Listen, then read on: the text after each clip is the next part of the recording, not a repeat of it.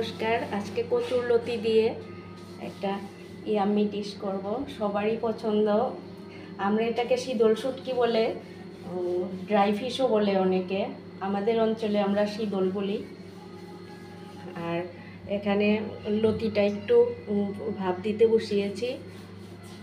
আর কাঁঠাল বিচি নিয়েছি, অল্প ঝিঙ্গে নিয়েছি, কাঁচা লঙ্কা, রসুন, পেঁয়াজ নিয়েছি। আর কাঁচা লঙ্কাটা আর রসুনটা আমি একদম থেতো করে বলতে বেটে দেবো আর কি। আর মশলা নিচ্ছি হলুদ গুঁড়ো আর একটু লঙ্কা গুঁড়ো, আর কিছু দেবো না। এটা দিয়েই আমি কচুরলতিটা করব। প্রথমে একটু রসুন দিয়ে দিচ্ছি, পরে আর বাকিটা দেব।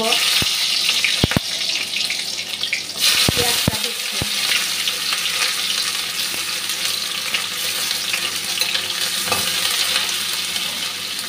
লঙ্কা গুঁড়ো আর হলুদ গুঁড়োটা গুলে রাখছি।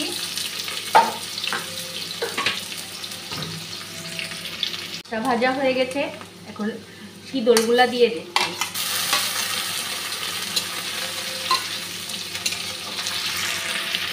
লঙ্কা গুঁড়ো হলুদ গুঁড়োটা দিয়ে দিলাম।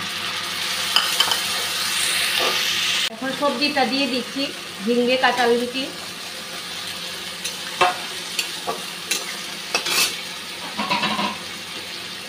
কচুরলতিগুলিও দিয়ে দিলাম।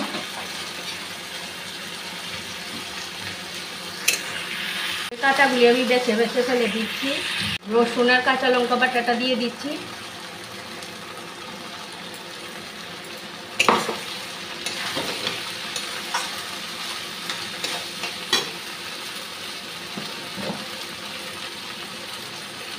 নুনটাও দিয়ে দিলাম।